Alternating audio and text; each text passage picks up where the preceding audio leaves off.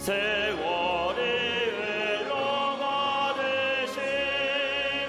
인생은 떠나니 인생 100년 살아도 꿈결과 같도다. 예부터 도움 되시고 내 소망 되신 주 일평생 지나갈 동안 늘 보호하소서.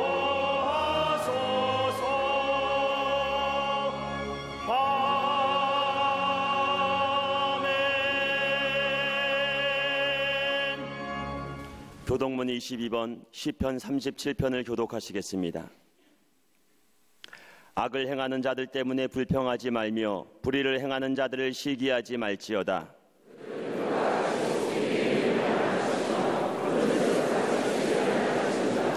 여호와를 의뢰하고 선을 행하라. 땅에 머무는 동안 그의 성실을 먹을거리로 삼을지어다.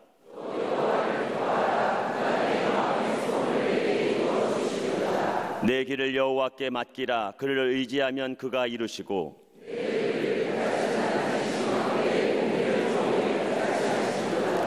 여호와 앞에 잠잠하고 참고 기다리라.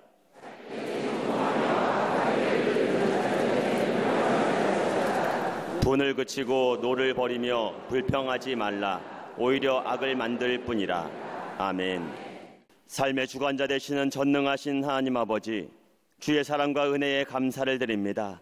오늘 한날의 삶도 주님께서 우리에게 허락해 주시고 귀한 시간과 정성을 들여 아버지 하나님께 예배하게 하심에 감사를 드립니다.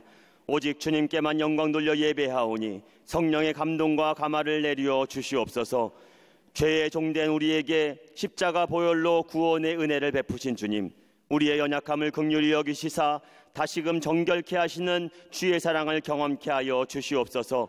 세상의 욕심과 상황에 물들어 길을 잃고 방황하는 우리의 심령을 붙드시고 성령의 인도하심으로 주님을 닮아가는 걸음 되게 하여 주시옵소서.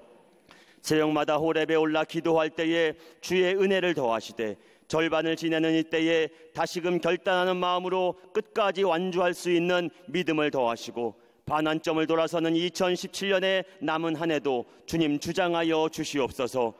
영적으로 주님과 더 가까워지고 기도하는 모든 것들마다 응답하심에 축복된 간증이 모든 광림의 권속들의 삶에 임하게 하여 주시옵소서.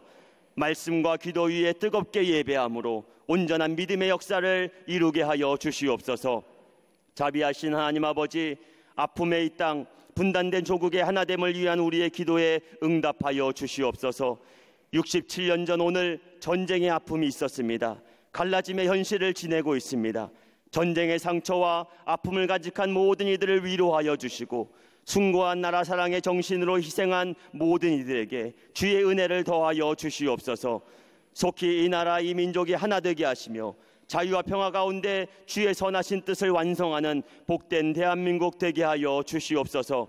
대통령과 위정자들에게 나라를 잘 이끌어갈 지혜를 허락하시고 나라와 민족을 위해 애쓰고 수고하는 모든 이들에게 힘을 더하여 주시옵소서.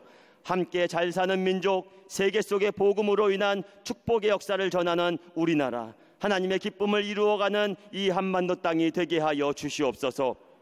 조류 인플루엔자와 같은 질병이 사라지고 메마른 대지에도 속히 해갈의 단비를 내려 주시옵소서. 우상과 이단의 세력, 동성애를 비롯한 잘못된 가치관은 모두 깨어지게 하시고 영적 이스라엘의 축복을 누리게 하여 주시옵소서. 나아가 테러와 기근, 기아와 자연재해 등으로 아픔으로 얼룩진 지구촌 열방에도 주의 은혜의 빛을 비추어 주시옵소서. 교회의 머리가 되시는 하나님, 우리 광림의 과거와 현재와 미래를 주님 인도해 주심에 감사를 드립니다. 흘러가는 시간 속에서 변함없이 예배의 자리, 헌신의 자리를 지켜가고 있는 모든 광림의 권속들에게 주의 특별한 은혜와 사랑을 더하여 주시옵소서. 육체는 세잔해가고 상황은 어려워질지라도 한 걸음 한 걸음 주를 향해 나아가는 걸음마다 주의 손으로 붙드시고 기도의 유산과 헌신의 걸음이 자녀손들을 향한 축복으로 열매 맺게 하여 주시옵소서. 영적 지도자로 끝까지 사명 감당하시는 감독님에게 신혼의 강건함으로 늘 함께 하시고, 능력의 지도자로 세우신 담임 목사님에게 뜨거운 열정과 성령의 은사를 더하여 주시옵소서. 이 시간 말씀을 선포하실 때 말씀이 살아 운동력 있게 하시며, 호렙의 새벽마다 전하시는 말씀에 주의 능력과 권세를 더하여 주시옵소서. 주신 바 말씀을 마음에 새기고 삶에 수놓아가는 모든 광림의 권속들에게 성령의 충만함으로 함께하여 주시옵소서. 교회에 속한 모든 기관과 부서, 남교회를 비롯한 국내의 모든 선교지와 건축 중인 서교회에도 주의 은혜와 부흥의 역사를 이루어 주시옵소서. 갈릴리 성가대와 오케스트라의 전심을 담은 찬양이 주의 보좌에까지 올려지게 하시고 본당 가득 은혜로 울려 퍼지게 하여 주시옵소서. 꽃으로 제단을 장식한 정성 어린 손길과 예배를 위한 모든 헌신의 자리마다 합당한 주의 축복 내려 주시옵소서. 이 시간 방송으로 예배하는 나라와 세계 곳곳에 흩어진 주의 자녀들에게도 본당과 동일한 성령의 은혜를 내리어 주시옵소서. 오늘도 예배 가운데 우리에게 성령으로 충만케 하실 주님을 기대하오며 우리 주 예수 그리스도의 이름으로 기도하옵나이다. 아멘.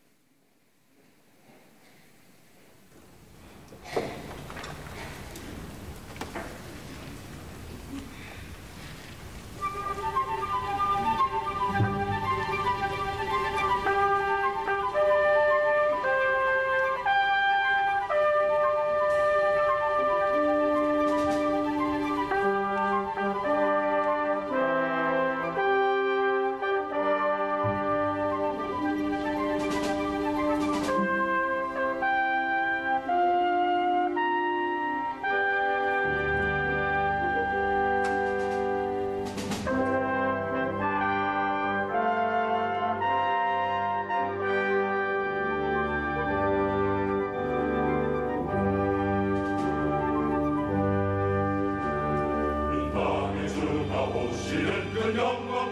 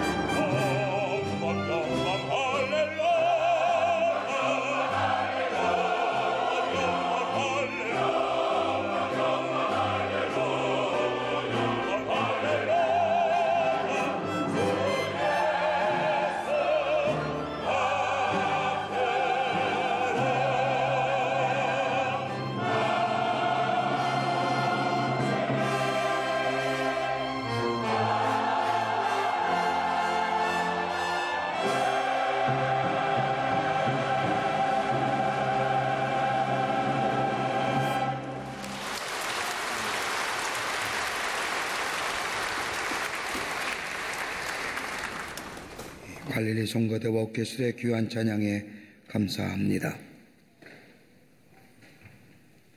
여러분, 세상을 살면서 세상이 악하다고 생각하십니까? 아니면 선하다고 생각하십니까? 아무리 둘러봐도 우리의 세상은 그리 선한 세상은 아닌 것 같습니다.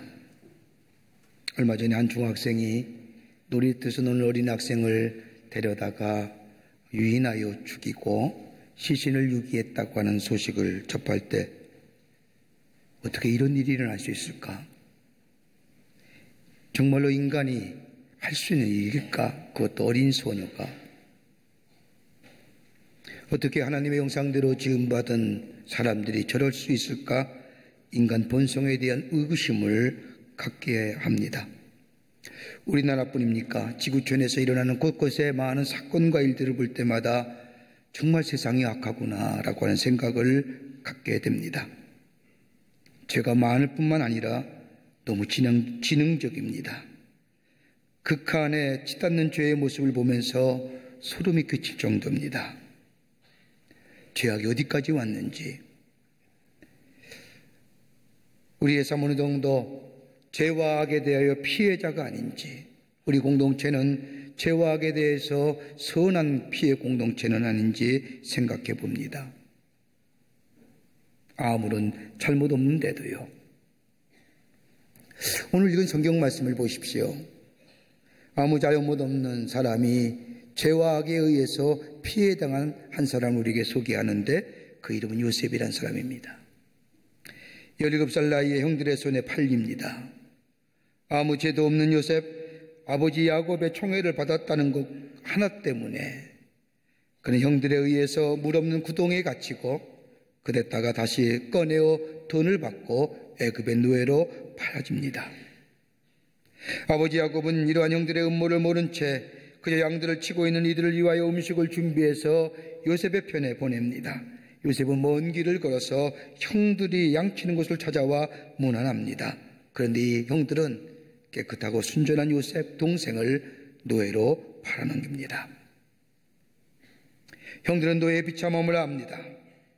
한번 팔려가면 평생 노예로 지내야 됩니다. 벗어날 길이 없습니다. 여러분, 이처럼 무서운 일이 있습니까? 한순간에 자유인이 노예로 전락하는 순간입니다.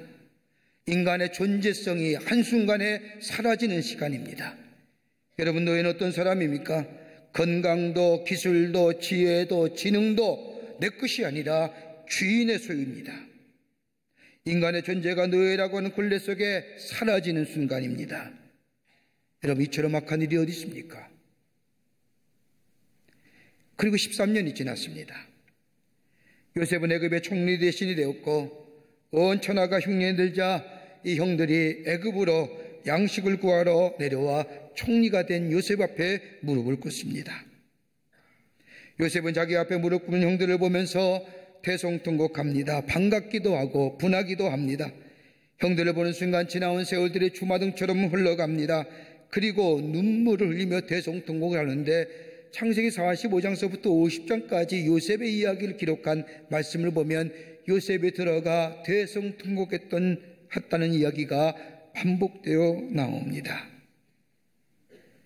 그토록 악을 행하던 형, 악의 피해자, 죄의 피해자가 되었던 요셉, 오늘 본문의 말씀을 보면 요셉은 형들을 용서하고 화해하고 용서한 것이 서로 간의 상호로 용서한 것이 아니라 요셉이 일방적으로 용서합니다.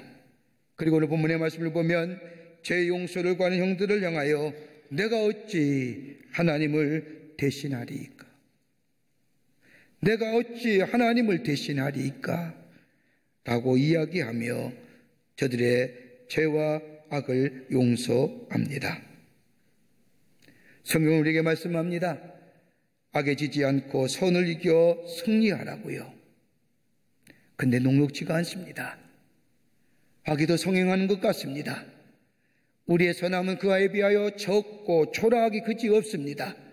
어떻게 해야 하나님이 우리에게 말씀하신 것처럼 악을 넘어서서 선으로 승리하여 내 속에 역사하시는 하나님의 능력을 증거할 수 있을까요? 내가 하나님의 사람임을 많은 사람에게 나타내 보일 수 있을까요? 오늘 본문의 말씀은 그런 의미에서 몇 가지로 귀한 은혜를 우리에게 말씀해 주십니다. 첫째는 내 안에는 하나님의 은혜를 깨닫는 자가 악을 넘어 선으로 승리합니다. 오늘 본문의 말씀을 보십시오. 애굽의 총리 대신 되었던 요셉, 천하를 호령하는 자가 자기가 반동생 요셉인 줄 아는 형들은 아연질색을 합니다. 두렵습니다. 이제 죽었다고 생각합니다. 아니 꼼짝없이 죽었구나 하고 생각합니다. 요셉도 마찬가지였을 겁니다. 그런데 요셉은 형들을 보는 순간 45장 2절의 말씀을 보면 요셉의 큰 소리로 운이 애굽 사람에게 들림에 바로의 궁중에까지 들리더라. 여러분, 요셉은 형들을 보는 순간 자기 처소에 들어가 울었다는 겁니다. 여러분, 우리 배는 몇 가지 종류가 있죠. 기쁨의 눈물이 있습니다. 해안의 눈물이 있습니다. 분통함의 눈물이 있습니다. 더 나아가 감개와 감사의 눈물이 있습니다.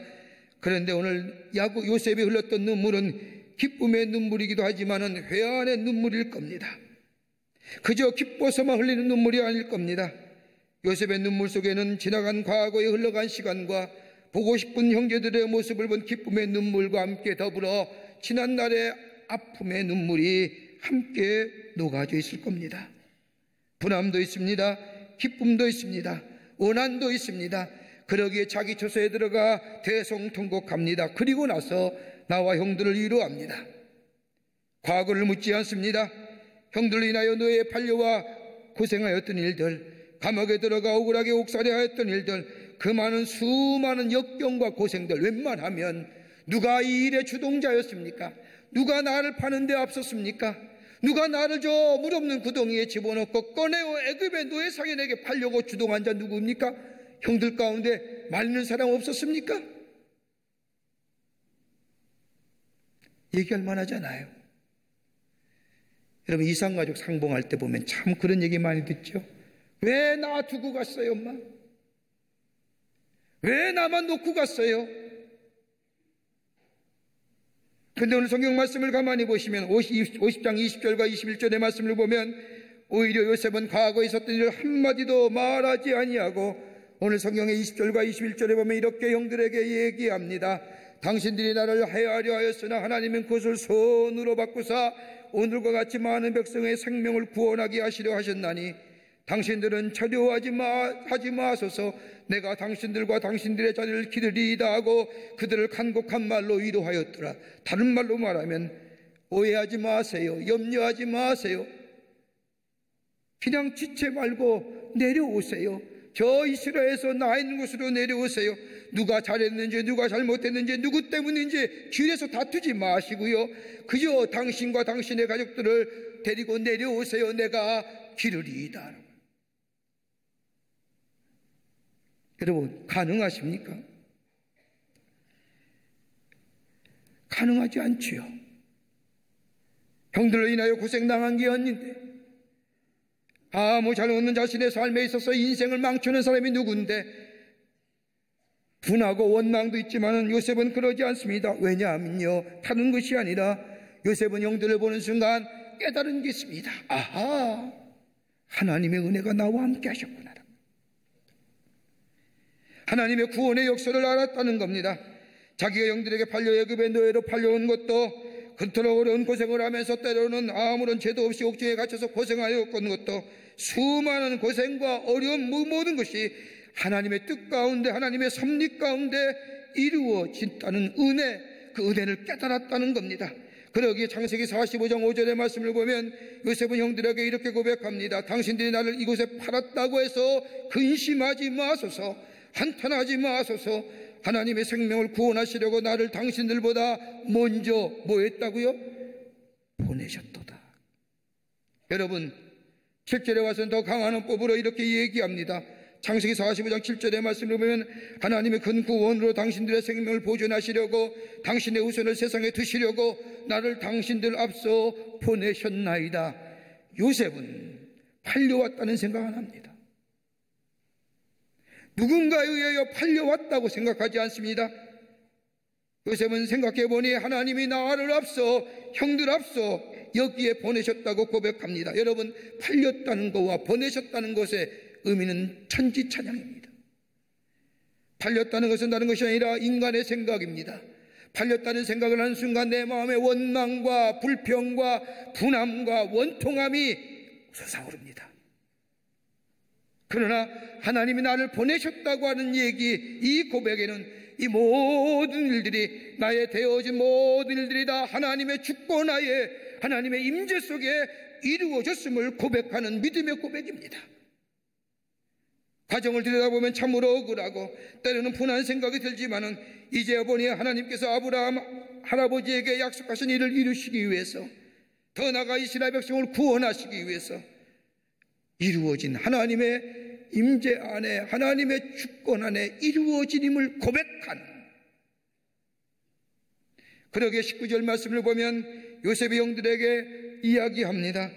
그들에게 이르되 두려워하지 마소서, 내가 하나님을 대신하리이까. 당신들을 나를 해하려 하였으나 내가 하나님의 일 대신할 일이 없다는 거예요. 원수 갚는 일도 하나님의 은혜를 깨닫고 보니 나는 예전엔 팔려온 것이라고 생각했는데, 그러기에 내가 왜 이 고생당하고 내가 왜 이 어려움당하며 내 이 고통 속에 내가 왜 있는지 알 수 없었는데, 내가 형들을 만나고 나니 아하, 하나님이 나를 구원하시고 우리 백성을 구원하시고 더 나아가 이스라엘 민족을 구원하시고 저 아브라함 할아버지에게 약속했던 그 약속을 성취하기 위해서 하나님이 나를 먼저 앞에 보내셔서다. 하나님의 은혜, 하나님의 주권하에 있는 삶을 깨닫고 보니 내가 어찌 하나님의 일을 내가 대신할 수 있습니까? 라고 합니다.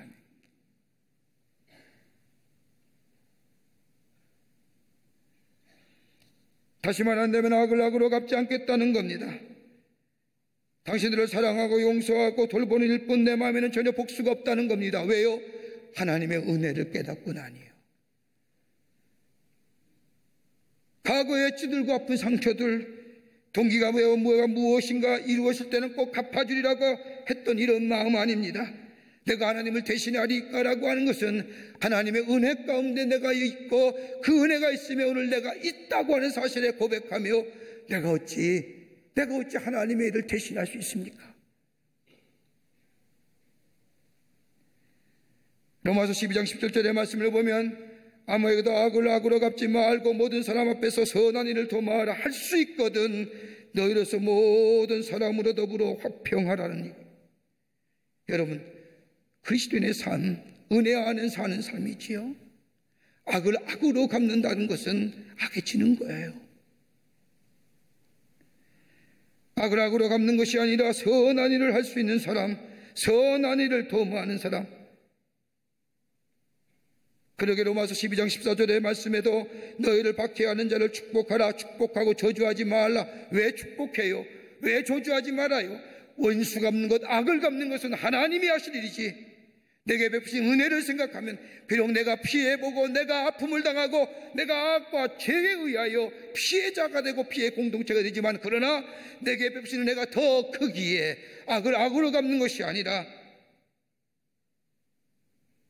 선으로 갚는.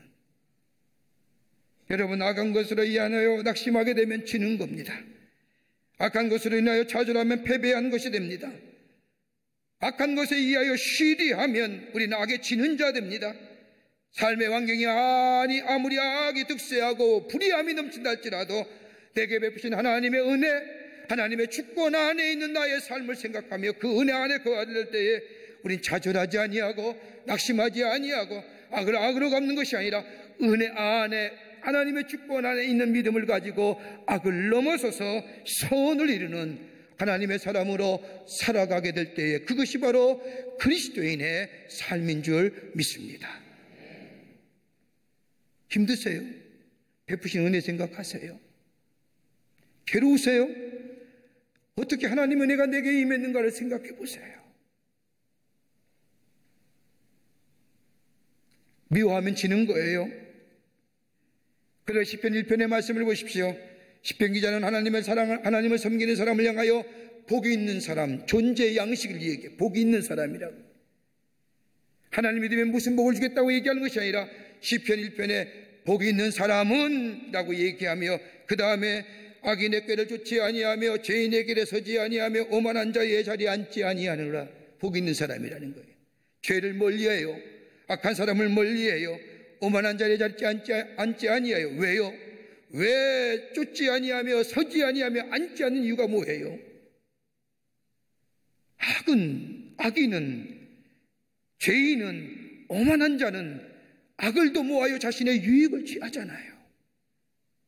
복 있는 사람은 아니잖아요. 왜 쫓지 아니하여? 하나님의 은혜가 내게 있기 때문이에요. 그 은혜가 풍성하기에 그 은혜 안에 살기 때문에 악인이나 죄인이나 오만한 자의 자리에 서지도 아니하고 같이 가지도 아니하고 앉지도 않는 이유예요. 내게 베푸신 은혜가 있기에 그 은혜에 감사하며 그 은혜에 서 있는 자리야.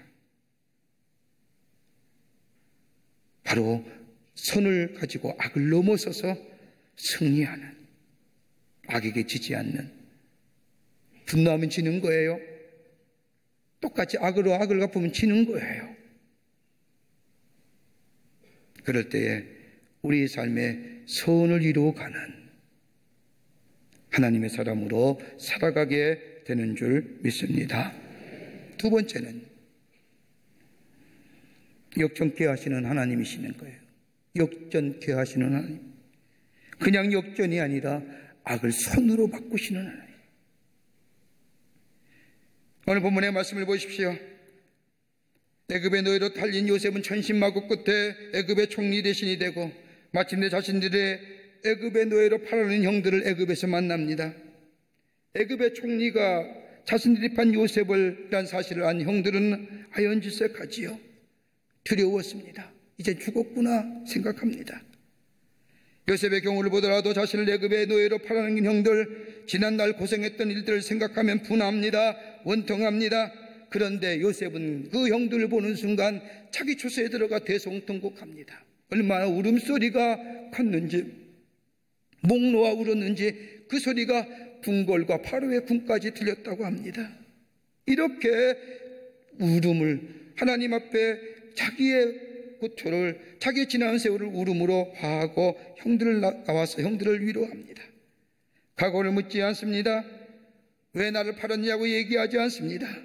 내가 30년 동안 여기서 노예 생활하고 억울하게 감옥에 들어가 무진 고생을 했습니다라고 말하지도 않습니다. 두려웠던 형들 앞에 뭐라고 얘기합니까? 염려하지 마소서, 두려워하지 마소서, 지체하지 말고 내려오소서. 그리고 20장과 21절의 말씀을, 50장 20절과 21절의 말씀을 보면 하나님은 그것을 선으로 바꾸사 오늘날같이 만민의 생명을 구원하시려고 하셨나이다. 하나님의 구원 역사. 내가 왜 까닭없이 억울함을 당해야 되는지, 내가 왜 이렇게 죄 없이 감옥에 들어가야 하는지, 그 많은 고통을 당하면서도 이유를 알 수 없지만 오늘 비로소 알았습니다. 깨달았습니다. 요셉이 깨달은 말은 다른 것이 아니라 당신이 나를 팔아버렸습니다. 그나 판 것이 아니라 하나님께서 이리로 나를 보내신 겁니다. 당신과 당신의 자녀들, 우리의 후손들을 살리기 위해서 하나님이 여러분보다 앞서 나를 애굽으로 보내셨습니다. 여러분, 얼마나 놀라운 고백입니까? 믿음의 고백 아닙니까? 악을 넘어서서 선으로 바꾸는 고백 아닙니까? 형들이 나를 바라보긴 사건은 일 최대의 악이요 죄악된 사건이지만 하나님은 이 악과 이 모든 죄악을 넘어서서 합력하여 선을 이루실 뿐만 아니라 우리에게, 나에게 하나님의 놀라운 은혜와 하나님의 역사를 보게 하셨습니다. 여러분, 로마서 8장 28절의 말씀을 보면 우리가 잘 아는 말씀입니다. 우리가 알거니와 하나님을 사랑하는 자 곧 그 뜻대로 부르심을 입은 자들에게는 모든 것이 합력하여 선을 이루니라. 여러분, 한번 생각해 보십시오. 잘 이해해야 됩니다. 이 말씀을 피상적으로 해석한 나머지 우리의 인생에서 경험한 모든 것이 다 선이 된다는 얘기는 아닙니다. 한번 생각해 보십시오. 여러분, 질병이 선한 겁니까? 악한 것이에요. 질병처럼 고통스러운 거 어디 있습니까? 여러분, 직장 잃은 게 선한 겁니까? 시련과 실패와 실망과 절망, 인생의 여정에서 수없이 교통하는 아픔과 고통들, 여러분 선한 거 아닙니까? 여러분, 선한 거 아니에요. 악한 거예요. 어떻게 보면 대부분이 다 악한 거예요. 그런데 오늘 본문의 말씀을 보면, 로마서 8장 28절의 말씀을 보면 그것조차도 하나님이 우리들을 위하여 우리의 삶 가운데 나타나게 허용하신다는 겁니다. 그런데 그것이 악하고 우리에게 고통스럽다 할지라도 하나님의 손에 닿으면 괴롭고 악한 것임에도 불구하고 손으로 만들어지는 놀라운 은혜가 우리 안에 이루어진다는 겁니다. 그러기에 합력할 소리는 거예요. 그리고 어떤 신학자는 하나님을 향하여 이야기하시, 하나님이야말로 연금술사다, 아름답게 만든. 어떤 이런 역사가 가능합니까? 여러분, 여성의 생애를 가만히 보십시오. 때로는 그 당시의 삶의 상황과 종황이, 사건이, 문제가 이해가 되지 않고 억울하게 고통을 당하고 억울하게 죄의 피해를 당하며 악의 피해자가 되더라도 요셉은 뭘 믿어요? 언제나 요셉의 생애를 보면 하나님 앞에 서서, 하나님 앞에 서 있다는 거예요. 하나님을 의식하며 살았다는 거예요. 아무리 주위의 환경과 여건이 어렵다 할지라도 하나님 앞에 바로 서 있는, 용서하십시오, 영어의 표현은 스탠딩 폼입니다. 믿음에 굳게 서는 겁니다. 때로는 바람이 불어 우리의 몸이 흔들거리지 할지라도 우리의 발바닥은 믿음의 땅 위에 굳건히 서 있게 되는 겁니다. 아무리 비바람과 눈보라 치더라도 우리의 몸은 흔들린다 할지라도 그 믿음 위에 굳건히 설 때에 때로는 이해가 되지 않고 왜 내가 찬바람을 받으며 비바람을 받으며 이 눈보라를 맞아야 될지 이해가 되지 않지만 그 믿음의 땅 위에 굳건히 내 발을 디디고 서 있을 때 보니, 아하, 하나님이 주권하에 역사하시는 거예요. 악을 바꾸사 선을 이루시는 하나님이에요. 기억하십시오. 그리스도의 삶은 어떤 환경과 여건이 문제가 있더라도 우리의 믿음의 발이 믿음의 땅 위에 굳건히 서 있어야 됩니다. 그럴 때에 악을 바꾸시고 선을 이루고 가시는 하나님의 위대한 창조의 역사를 경험하는 하나님의 사람 되는 줄 믿습니다. 쉬 움직이지 마세요.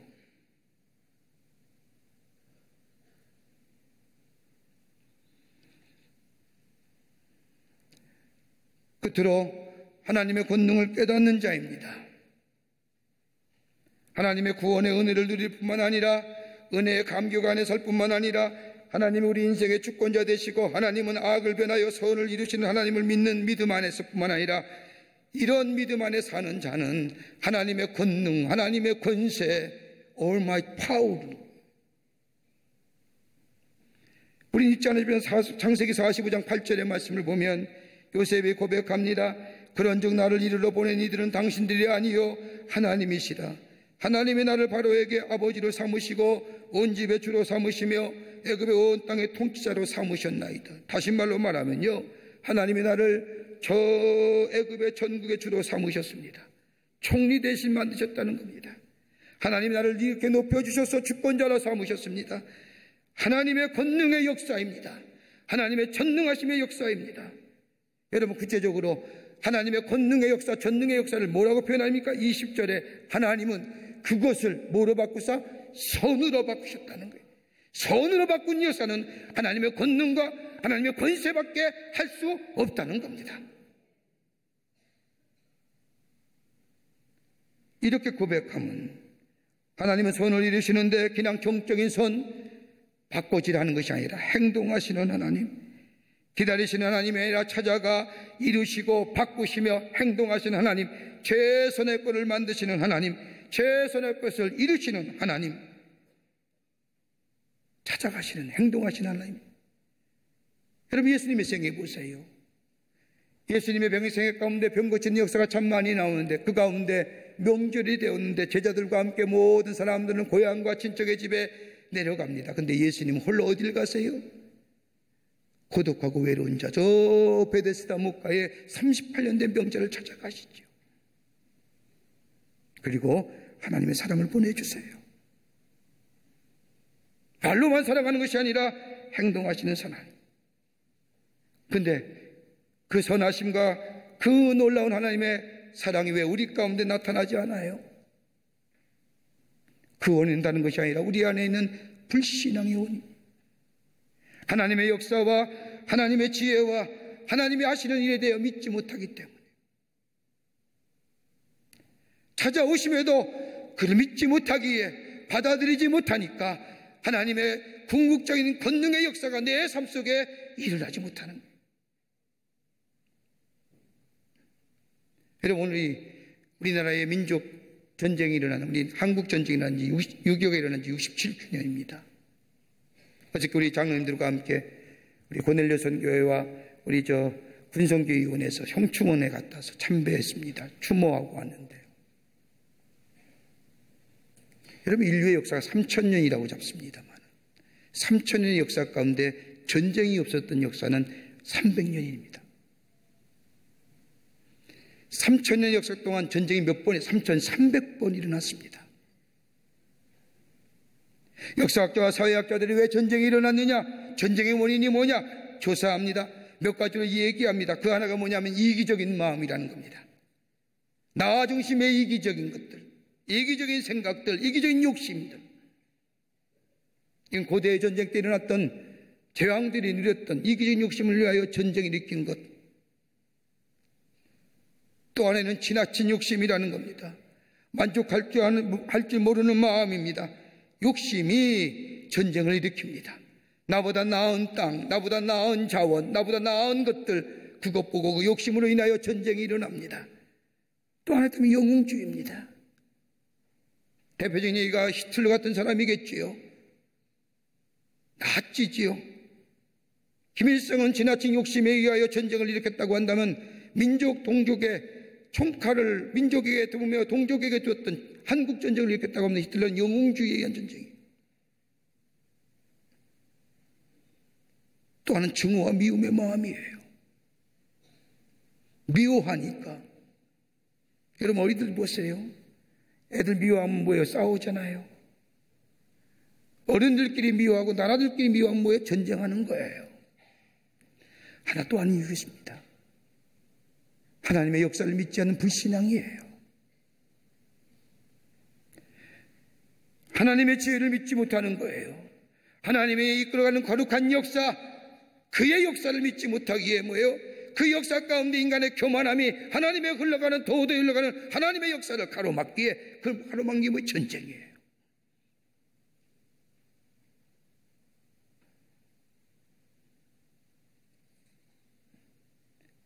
하나님은 권능을 가지고 권세를 가지시고 인류의 역사를 이끌어 가시는,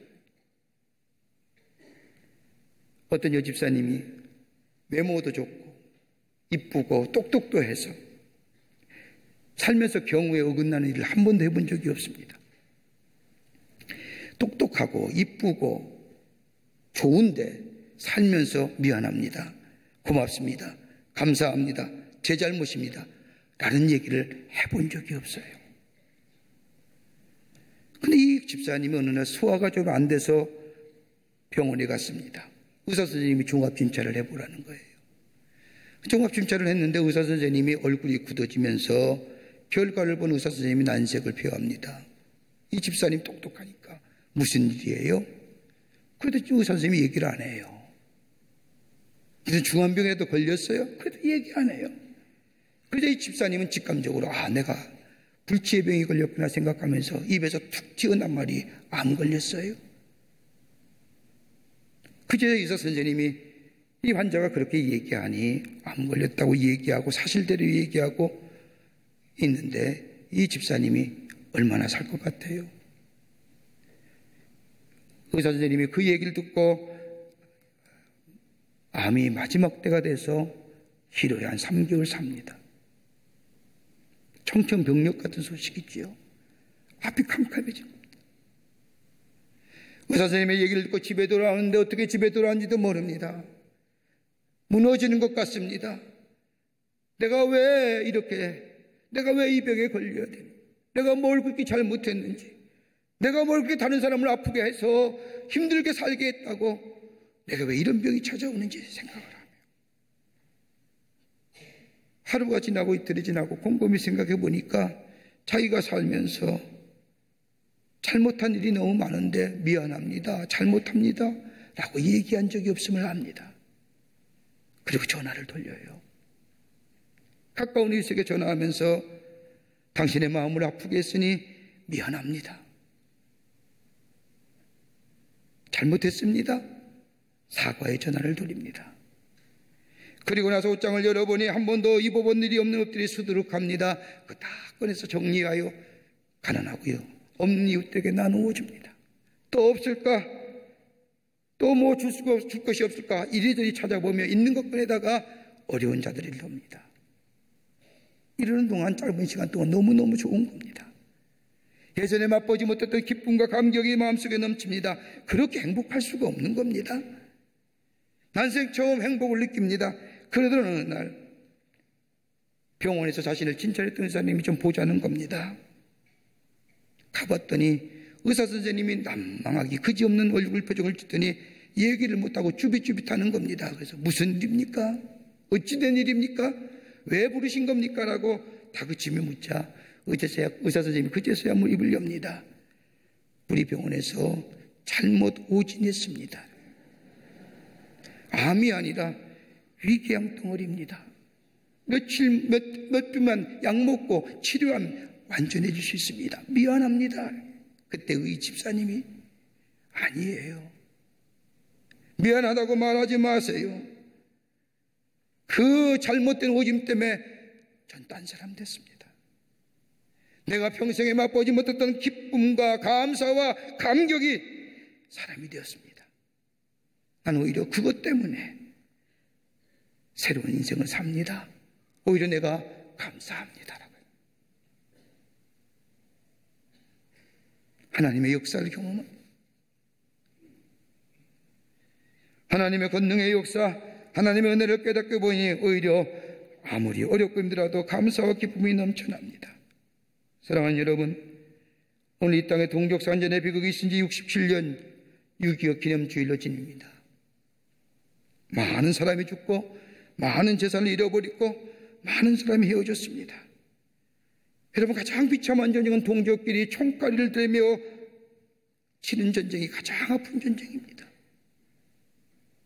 여러분, 6.25로 인하여 피해받은 상황이 얼마인 줄 아십니까? 조사에 의하면 죽은 국군의 수가 5만 8천 명이랍니다. 부상자가 11만 5천 명이며 실종되거나 포로된 자가 7천 명입니다. 아직도 저 북한 땅에는 6.25 때에 포로되어 돌아오지 못한 국군 포로가 있습니다. 여러분, 민간인의 피해는 어떠합니까? 민간인의 피해는 이 당시에 6.25로 죽은 민간인이 무려 37만 명입니다. 부산당한 사람이 23만 명이고 납치당한 사람이 8만 5천 명이며 행불자가 30만 명이요 고아가 10만 명이요 전쟁의 남편과 보내서 남편을 잃어버린 전쟁 미망인이 20만 명입니다. 이 땅의 자유와 평화는 거저 얻어진 것이 아닙니다. 쓰라린 아픔이 있었습니다. 고통이 있었습니다. 왜 이 땅에 이런 전쟁이 일어나야 되는지, 왜 이 땅에 이런 아픔이 있는지, 왜 이 땅에 이런 고통이 있어야 되는지 그때는 몰랐습니다.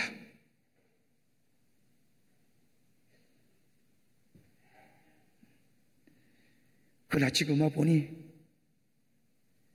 이 땅에 자유가 있고 이 땅에 평화가 유지되는 건 그 당시에 이 땅의 자유와 평화를 위하여 자신의 목숨을 내어줬던 우리 조상들의 나라 사랑의 마음, 호국영령들의 순결한 나라 사랑의 마음, 우리 믿음의 신앙인들의 뜨겁게 하나님을 향하여 기도했던 기도의 귀한 모습들,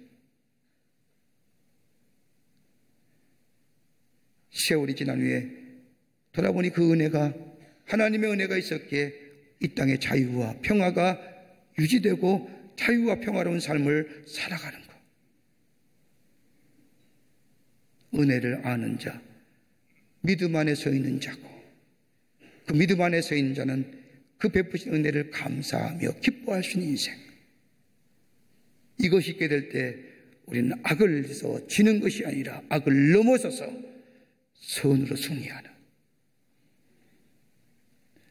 하나님의 놀라운 능력을 경험하는 하나님 나라의 백성이 되는 줄 믿습니다.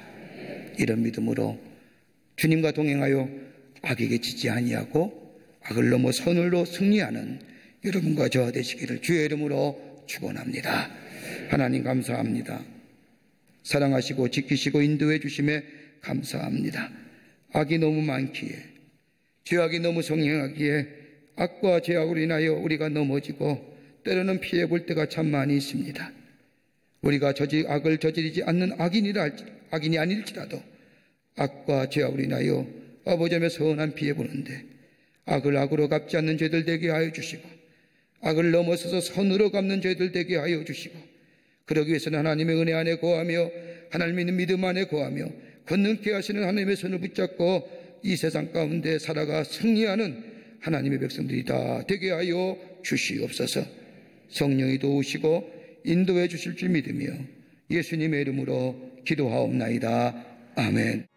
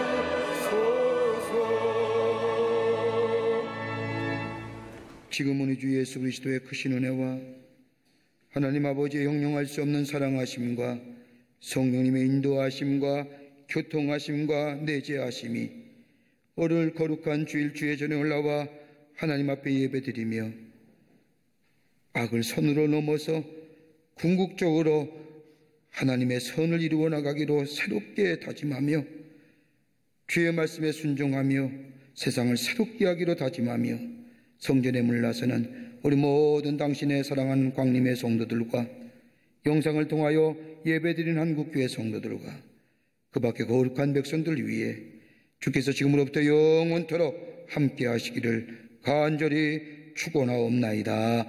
아멘. 주신 하나님